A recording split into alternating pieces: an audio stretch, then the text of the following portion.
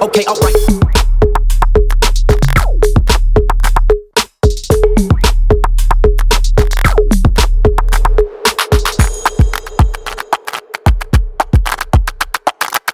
Welcome to my 15th podcast episode. Today I'm joined by Bushra, who is the MD of Somak Safaris. Morning, Bushra. Morning, Zanal. Thank you for waking me up so early and bringing me to the Nairobi National Park. Thank you so much for this happy to be opportunity. here and happy to chat with you. Yes, so let's start off with how you started Somak Safaris. What was your goal and your aspirations for the travel industry? Actually, I work for Somak Safaris. I've been there for the last 22 years. Wow. Actually, I've finished 22 years at Somak, going to my 23rd. Yeah. And the company was formed by my chairman in 1968. He was always an aviation man, worked with East African Safari Airways. His name is Suresh Sopit. Yeah. So it's a family-owned business started by him. And as I mentioned, he was always an aviation person and decided to get into tourism. He was actually responsible for mass tourism in Kenya as well, dealing with charter flights into and out of Mombasa. Yeah. So that's where it started, and yes, and here we are. That's amazing. So you've been in the game for a very long time. Personally, for the last 30 years, yes. Wow. Yeah. So how have you seen Kenya's tourism transform over the last 30 years? Well, when I started as a travel agent. So I used to do a lot of air ticketing for clients out of Kenya. Okay. Tourism has been rife in Kenya for over the years. But for the last 10 years, we came through a lot of challenges, obviously with the post-election violence, terrorism attacks, and of course the diseases. And right now we're riling with COVID, which has been the hardest hit in the hospitality and the tourism industry. But we're being positive that things will get better next year, and maybe this year was just to slow down a little. Yes. There was just too much happening. So we hope that this has taught a lot of us a lesson on how to deal with the environment, with people, and of course maintaining cleanliness and staying healthy. Basically.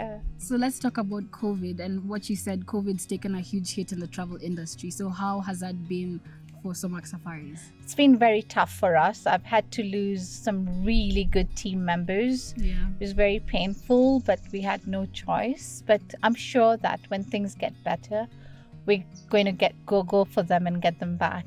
So it has been tough. Lots of livelihoods have been affected, not just at Somak. Basically, the entire country has had to deal with this. And local tourism has been very helpful over the last couple of months. And we're very grateful for that. And we hope that they keep sustaining us in that way, as we say, buy local, buy Kenyan, build Kenya.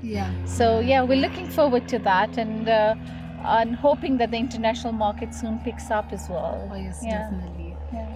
So we traveled to Mara actually a couple of weeks ago, and we went with Somak Safaris, and what I appreciated about that trip is how you really took precaution with like the COVID restrictions and following the protocols.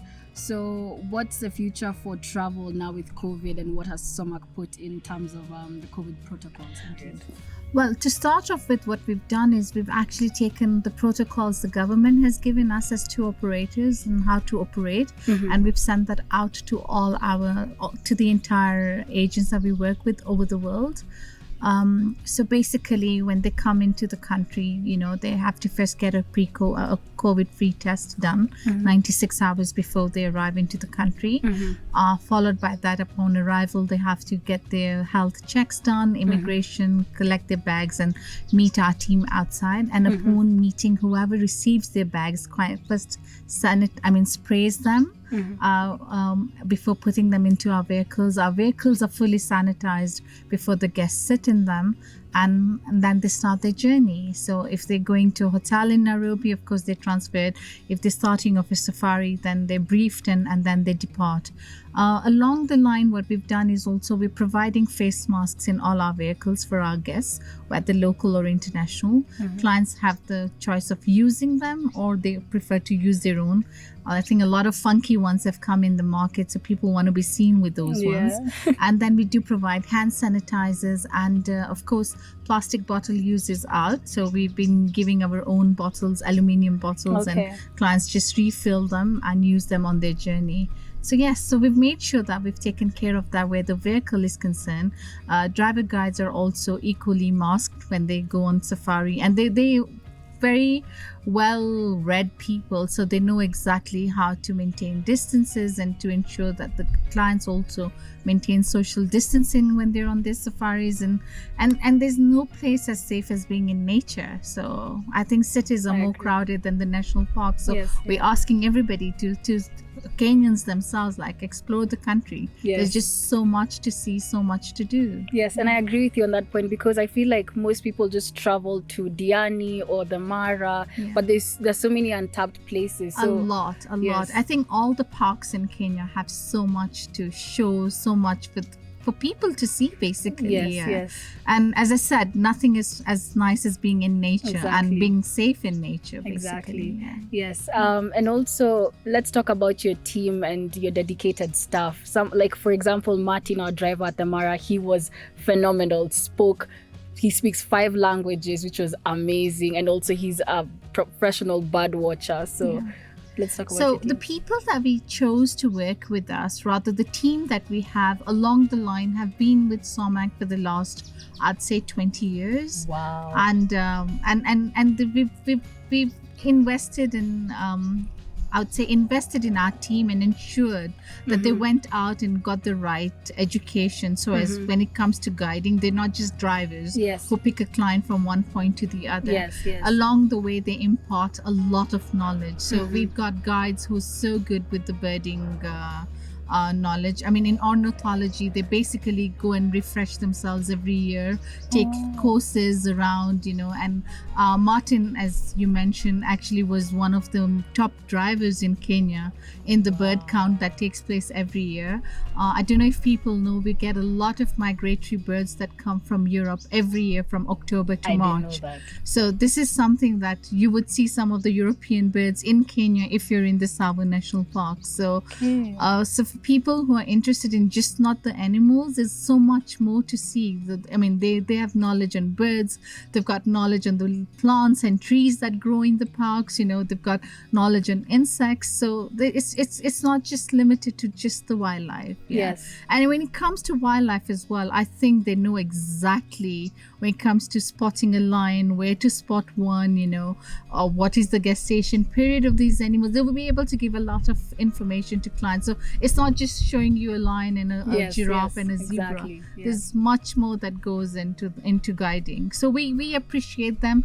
We actually call them our ambassadors. We wouldn't be around if it wasn't for them. Wow. So I'm very proud of my team, and I always tell them that I really need them. Despite anything. And I know I think they've been the hardest hit, because they've literally lost jobs. And that's why we're hoping for the local tourism to boost them up. They've got families and all. So what would you say makes you differentiates you from your competitors as Somak Safaris? I wouldn't like to put any of my competitors down. We all work as a team, but I think we're very service oriented, and the fact that we get a lot of repeat clients and referrals, that clearly shows that we're a company that's here to stay despite what we've gone through this year. I mean, people have shut down, have closed shop, but we've said no, we're going to stick it through and try and survive. Being different from the others, I don't know. I mean, I really never look at what my competitors are doing, because I try and do the best between me and my team. The fact that we get a lot of repeat clients and we get a lot of referrals, that shows that we are a company that knows what we're doing. Yes. And we hope we maintain the good service that we've always been providing. Yes. We've also gone ahead and invested in a very good public liability in case of an event. You could, God forbid, something happen on the road or something of the sort. We would cater for that. Yes. We wouldn't let our clients down and all that. So that way we have ensured that we've got right things and right tools in place to provide the service that we can. And also what you said is really important, like the fact that you ensure that your clients are safe and that they have a very comfortable stay. And I've noticed that in this day and age, many people prefer to do self-booking, where they book their entire trip versus going to a travel and tours company. So what would you say would be the main key points or the advantages of booking through Somak Safaris versus me just booking online by myself?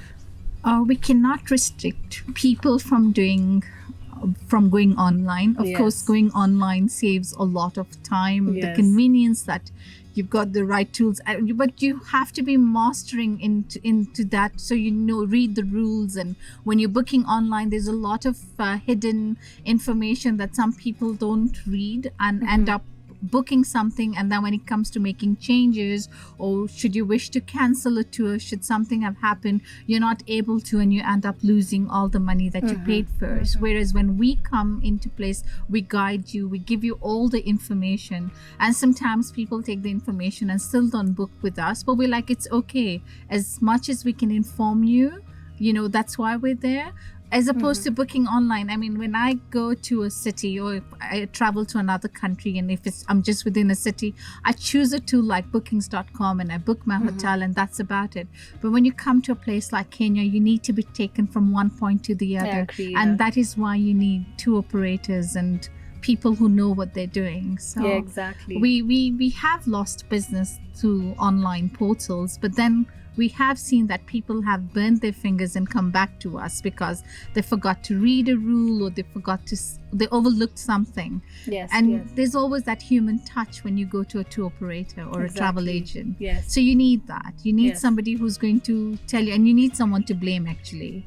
That's where sometimes we come in, we get involved in that. And you've talked about international travel. So what destinations do you cover as Somak Safaris internationally? We're more of a inbound tour operator. Okay. Our main destinations are Kenya, Tanzania, Uganda, and Rwanda. However, if we do have clients who wish to do outbounds, we are able to assist them with our associate partners around the world. Okay. So if you want a holiday in South Africa, we can book that for you. If you want to go to Maldives, Mauritius, Seychelles, we're actually able to do that for you as well. You want a European holiday, we're able to do that for you. But most importantly, we're an inbound tour operator that deals with East Africa as a region, starting with Kenya, which is our home country, and then we trickle into Tanzania, Uganda, and Rwanda. And we do a bit of Ethiopia as well. Okay, that's really good.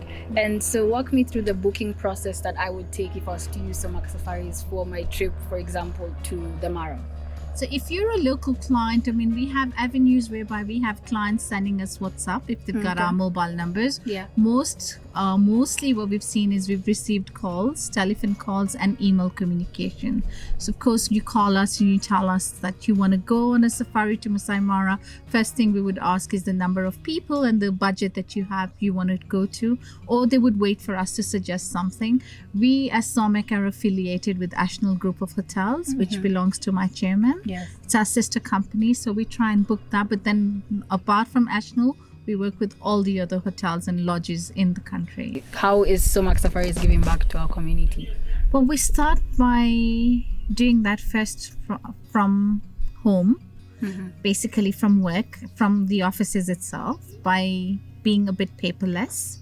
We try and be as paperless as possible. We reuse our used papers. We recycle and use them again. Like if you need to get something printed, we print on recycled papers. We try and switch off power. We don't use power in the office as much as possible, so that's conserving energy.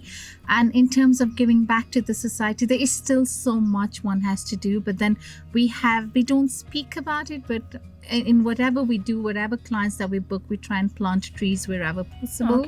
On our safaris, we try and do a lot of charity. We could have spoken about it, but we choose not to. We do it without having the world knowing that we are giving. This is just one of my boss's theories, like if you're giving with one hand and the other hand does not need to know.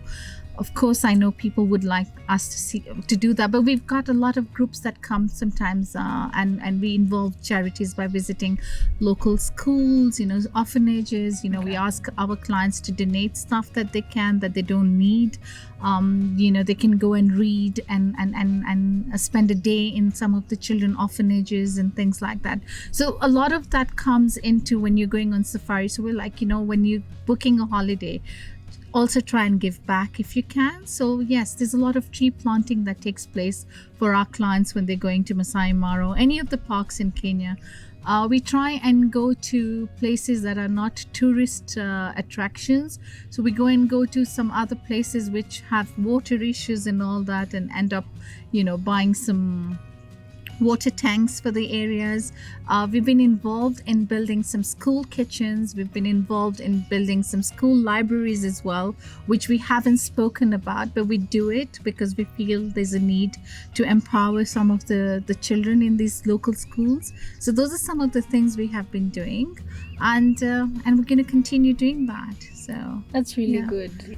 So to close off this podcast, talk to me about like 5 of your best tourist destinations in the country, or like places Kenyans must go to, or like you'd really recommend now that we're approaching the festive season. I think Masai Mara will always be a highlight of anybody's trip in Kenya. For anybody who's not been to Masai Mara, talking about another park may not be of use to them. So yes, please go to Masai Mara. There's lots to see, lots to do. Do not do the 2 nights, try and do 3 nights, because that's really essential. After Masai Mara, I'd highly recommend Samburu, which is the rugged part up north. You get to see the different 5 species of animals in Samburu. Like the zebras that you would see in Samburu are totally different from the zebras that you would see in Masai Mara or any other parks. They call the gravy zebras. You see the ostrich in Samburu is different. They call the Somali or the blue ostrich. You get to see the Besa oryx. You get to see the long-necked gerenuk, and I'm forgetting one more. The reticulated giraffes, yes. So the giraffes that you would see in Samburu are totally different from the giraffes that you would see in Masai Mara, Amboseli or Lake Nakuru. So we've got like 3 species of giraffes in the country. We've got the reticulated, which is up north. Then we've got the Maasai giraffes, those are the common giraffes. And we've got the Rothschild giraffes that you would either see at Giraffe Center or at the Lake Nakuru National Park. So Samburu is a top pick for me, followed by, of course, Amboseli. That's where you get to see Mount Kilimanjaro. We always say that the mountain belonged to Kenyans, but then when you talk to the Tanzanians, they say, then give us Masai Mara, since it's an extension of Serengeti, and we're like, no, we're keeping the park. Then Tsavo, the largest park in the country is Tsavo, which is divided into 2, Tsavo East and Tsavo West. From anything scenic to bird life, if you want to be or see, then you go to Tsavo.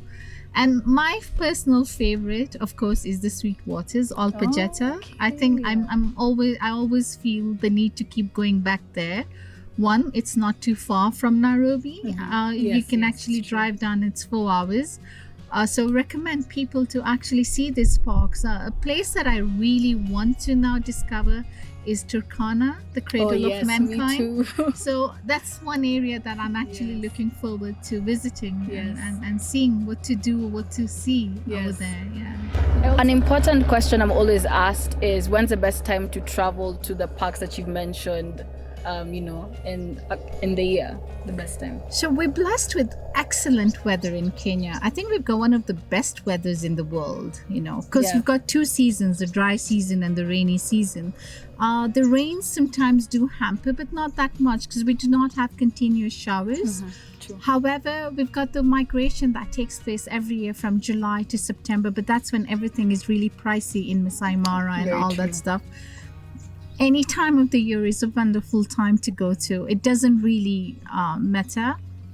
Of course, April, May, when we have the long rains, it can hamper your game drive, but not to an extent, because if it showers at night, you won't find any rain during the daytime. Okay. So I would say it's any time of the year. Of course, our parents taking their children have to wait for school holidays, and they have to wait for public holidays, and of course when they can get time off. However, the retired people can go any time of the year. It's as I said, we've got good weather, so we can take advantage of that. And right now, the prices are really low.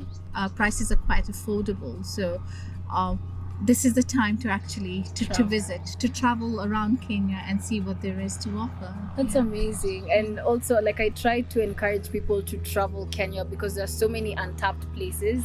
And I mean, traveling in Kenya has been packaged as very expensive because of like the luxury hotels that are popping up. And I do believe that traveling in Kenya is cheap and you can do it in an affordable way. And that's why it's also good to use a company like Somak Safaris, because they've partnered with hotels and airlines to give you the best rates and such an amazing stay, something worth the money that you're paying for. Yeah, and as I said, we would always ask you for your budget, and based on what the budget is, we'd be able to put something together. And not only that, we can source some really good deals, and we've got a fleet of our own land cruisers. Yes. And we've really dropped the prices right now because the need is there, and of course we do want Kenyans to see the country. So speak to us, let us know what your requirements are, and we'll definitely be able to put something together for you. Yes. So what current packages do you have at Somak Safaris for travels this December? So we do have special offers to the Mara, to basically all the parks in the country. So once everybody, when they reach us out, they can actually check on our Facebook, on our Instagram pages. We have posted some packages, and every day we try and put out something special. So even Nairobi National Park, this park that we are in today has so much to offer, so much to see. Yes. So the social media links for Somak Safaris are located down below in the description box. Thank you so much, Bushra, for this opportunity. This is amazing, doing the podcast in the national park. I would have never imagined doing this. Thank you, Zanel. Thank you, Zanel, for having me here. And I've never done a podcast before, so this is going to be my first. And I hope I didn't make a fool of myself. You did not. So, you did not. So it's good. I guess you learn something new every day, isn't it? And this year we've been learning too much. Exactly. So, yeah, good. Thank you so much. Thank you, guys. Check out Somak Safaris. The links are down below. Check them out. Check out the packages that they have this festive season and also coming Jan 2021 till the end of the year. Thank you so much. Thank you, Zanel. Thank you.